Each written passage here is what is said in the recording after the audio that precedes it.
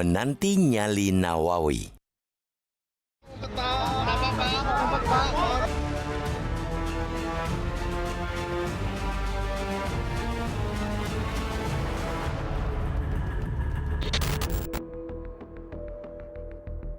Komisi Pemberantasan Korupsi memasuki babak baru setelah Presiden Joko Widodo menunjuk Nawawi Pomolango sebagai Ketua Sementara Lembaga Anti Rasuah, menggantikan Firly Bahuri. Pasalnya, Polda Metro Jaya menetapkan Firly sebagai tersangka kasus pemerasan mantan Menteri Pertanian Syahrul Yassin Limpo atau SYL. Tidak mudah bagi Nawawi untuk memulihkan kepercayaan publik terhadap KPK yang telah hancur lebur di tangan Firly Bahuri. Lebih-lebih, inilah untuk pertama kalinya dalam sejarah KPK yang telah berusia 21 tahun, ketuanya menjadi tersangka korupsi. Ini jelas memalukan, sangat memalukan. Ibarat pepatah pagar makan tanaman, Ketua KPK yang seharusnya berada di barisan terdepan memimpin perang melawan segala bentuk korupsi, malah diduga melakukan tindakan tercela terlebih dahulu. Tanpa mengabaikan asas praduga tidak bersalah, status tersangka bagi insan KPK, apalagi pimpinan KPK, merupakan aib besar dan pengkhianatan terhadap upaya pemberantasan korupsi. Apalagi korupsi merupakan kejahatan luar biasa yang kini masih seperti kanker yang sulit dibasmi dari bumi Indonesia. Perjalanan mundur, bahkan hingga titik nadir saat ini sudah diprediksi sejumlah kalangan. Seperti yang pernah disampaikan para akademisi dan koalisi masyarakat sipil anti korupsi ketika mereka menolak revisi Undang-Undang Nomor 30 Tahun 2002 menjadi Undang-Undang Nomor 19 Tahun 2021 yang terkesan simsalabim. Dampak dari revisi undang-undang itu, KPK yang tadinya lembaga mandiri kemudian berubah di bawah rumpun eksekutif.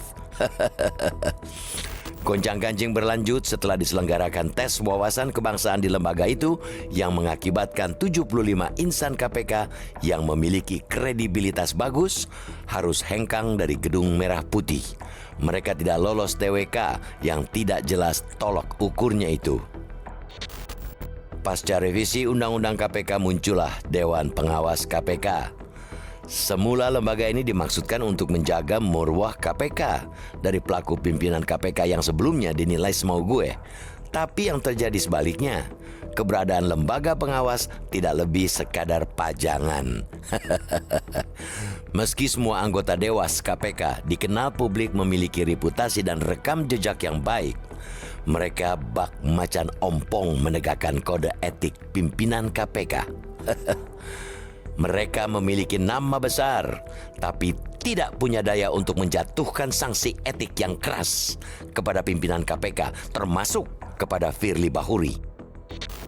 Kini, di bawah pimpinan Nawawi Pomolango, mantan hakim yang memiliki rekam jejak baik, marwah KPK dipertaruhkan.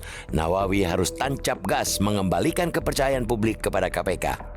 Institusi yang memiliki sejarah panjang kepercayaan publik itu diharapkan mampu menjadi pedang super tajam kepada pencoleng uang negara. Nawawi juga digadang-gadang membangkitkan moral insan KPK yang terpukul karena ulah Firly Bahuri. Ia juga mesti mengkonsolidasikan organisasi sekaligus membersihkan pimpinan KPK dari anasir-anasir jahat yang mengganggu agenda memerangi praktik korupsi. Selain itu, Nawawi juga harus menjaga iman pemberantasan korupsi agar tidak tergoda bermain politik, terutama di tahun politik. Korupsi ialah kejahatan luar biasa. Karena itu, pungkawannya harus berada pada trek yang lurus luar biasa pula. Nawawi juga harus menyiapkan strategi pencegahan korupsi yang efektif dengan edukasi dan sistem yang jitu, bekerja sama dengan kementerian dan lembaga lain. Meski menjabat sebagai ketua sementara sampai Firly Bahuri selesai menjalani proses hukum, Nawawi Pomolango harus memberikan kesan manis dan disegani.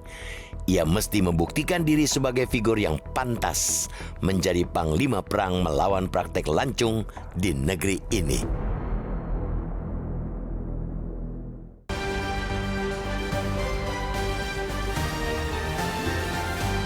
Di bagian berikut Anda bisa ikut menyatakan pendapat Anda, pemirsa. Untuk saat ini tetaplah bersama kami.